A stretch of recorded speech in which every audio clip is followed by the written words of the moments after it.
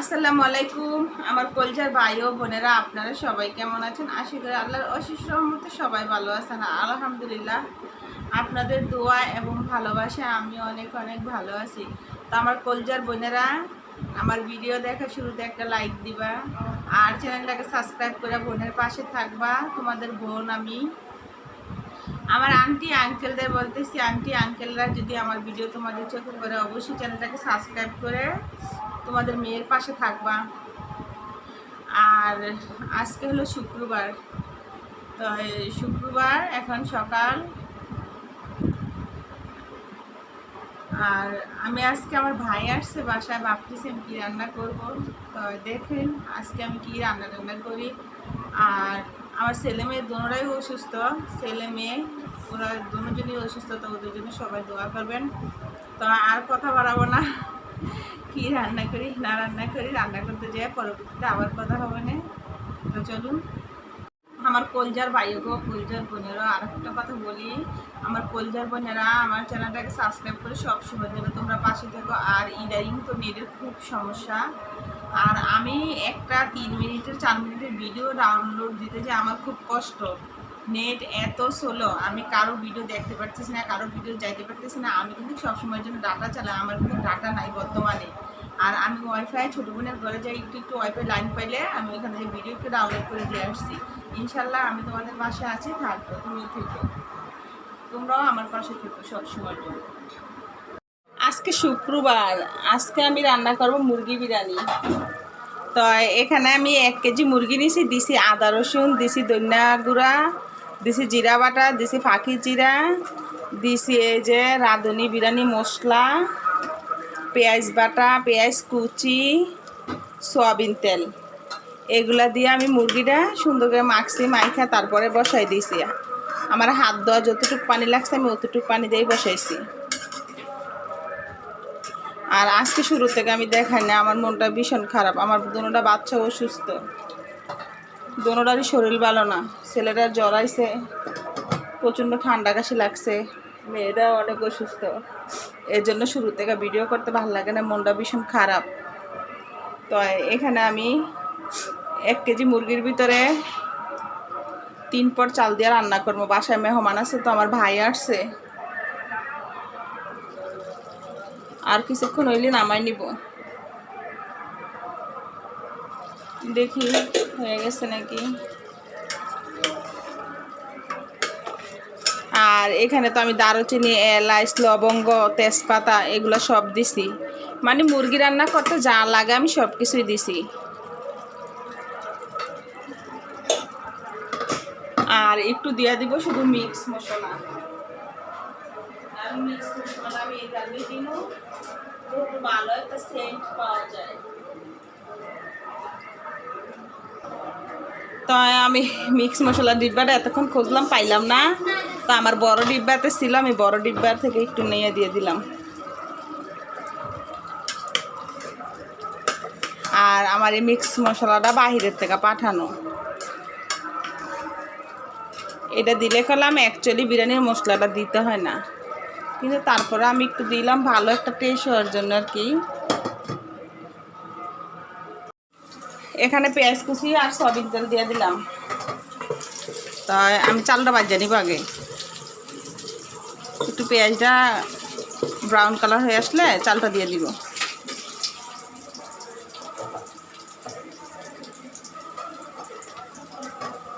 তিনটা কাঁচামরিচ দিয়ে দিলাম।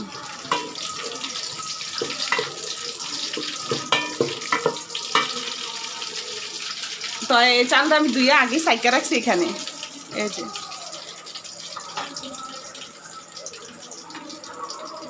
একবারে সহজভাবে আমি সবসময় সব কিছু রান্না করি, যেহেতু আপনাদের কাছে কঠিন মনে না হয়।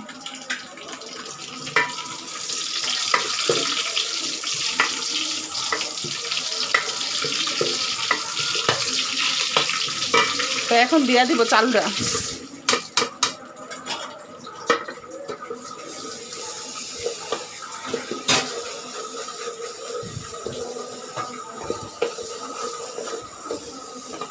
তো চালটা ভাজা পরে পানি দিয়ে দিব আর কি। তো আমার চালটা ভাজা হয়ে গেছে, আমি এখানে পানি দিয়ে দিব।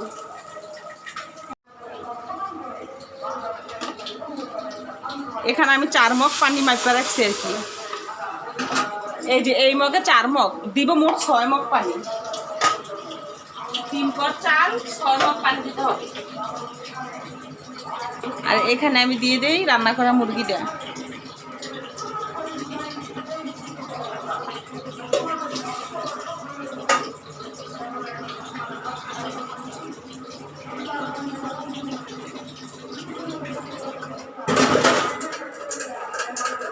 দিয়ে দিব পরিমাণ মতো লবণ।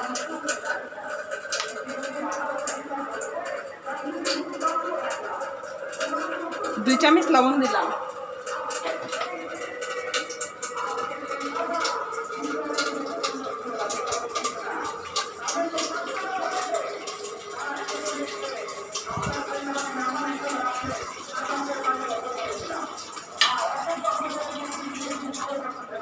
আমি এখানে আর 2 মগ পানি দিব। আমি পানিটা ফুটতে দিছি। আমি একবারে পানিটা ফুটাইতে পারি না, আমার জগে 4 মগের বেশি পানি ধরে না। তো আমার পানি আরো 2 মগ হয়ে গেছে, আমি পানিটা নিয়ে আসি। বাদ বাকি পানি দিয়ে দিলাম। এখন আমি ঢাকনা দিয়ে দিব।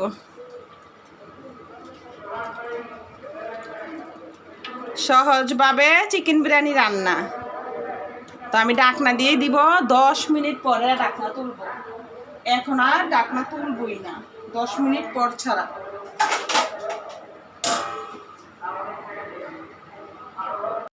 দশ মিনিট পর আসলাম।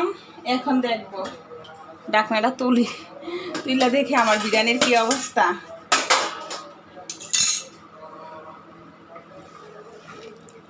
মাশাআল্লাহ, লাড়া দিয়ে দিই। আমি কিন্তু ঢাকনা দিয়া গোসলখানায় গেছিলাম কাপড় ধোয়ার জন্য। চুলাটা একটু কমাই দিয়ে গেছিলাম, আমি 200-র ভিতরে দিয়ে গেছি। আজকে আমার কয়টা দিন ধরে গ্যাস শেষ হয়ে গেছে। গ্যাসে রান্না করতে পারলাম না, কারেন্টের চুলায় রান্না করলাম। আমার কাছে বিরিয়ানি চুলা রান্না করতে ভালো লাগে। পাতিলা একদম ভইরা গেছে।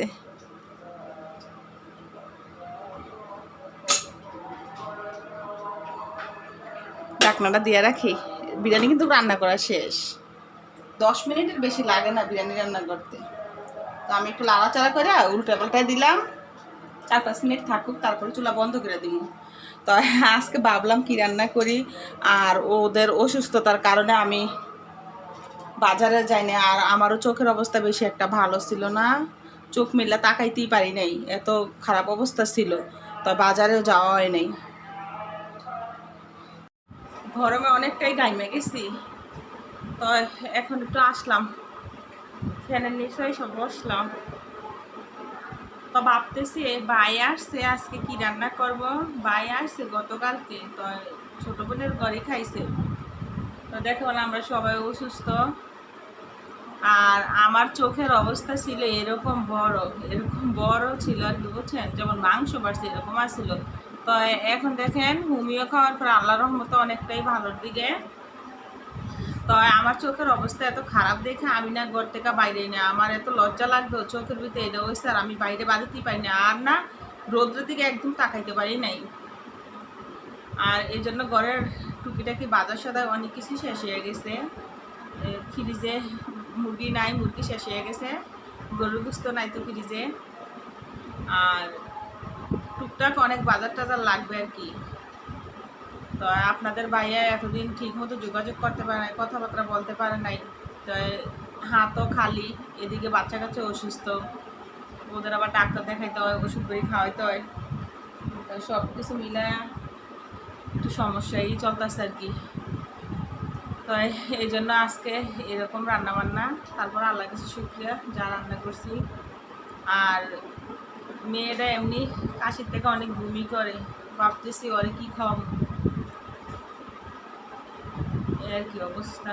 তো আমার বাচ্চাদের জন্য সবাই দোয়া করবেন। তো আজকে শুক্রবার আমাদের এই রান্নাবান্না ছিল আর কি। আর দেশের যে অবস্থা, আর কি বলবো, কি একটা হাহাকার লাগিয়ে গেছে বাংলাদেশের ভিতরে। তো আল্লাহ যদি আমাদের সবাইকে হেফাজতে রাখে, সুস্থতা দান করে। আর না কি জানেন, সন্তান যদি অসুস্থ থাকে কিছুই ভাল লাগে না। ওরা আজকে কয়টা দিন ধরে অসুস্থ, আমার কাছে একটা মুহূর্ত কিচ্ছু আমার শান্তি লাগে না। আর আমার বাচ্চাগুলো যখন সুস্থ থাকে, ভালো থাকে, তখন আমার মনটা অনেক ভালো থাকে, বুঝছেন। তো ভিডিওটা ভাই বোনেরা এখানে শেষ করতেছি। তো আজকে আর খাওয়া দাওয়া দেখাবো না, মনটা অনেক খারাপ লাগতেছে, ভালো লাগতেছে না। এখন গোসল করবো, নামাজ পড়বো, শুক্রবার তো মসজিদে নামাজ শেষ হয়ে যেতেছে। তাই এখন গেলাম। তাহলে সবাই ভালো থাকবেন, সুস্থ থাকবেন। আর অবশ্যই বোনের পাশে থাকবেন, বোনের চ্যানেলটাকে সাবস্ক্রাইব করে সব সময়ের জন্য পাশে থাকবেন। আল্লাহ হাফেজ।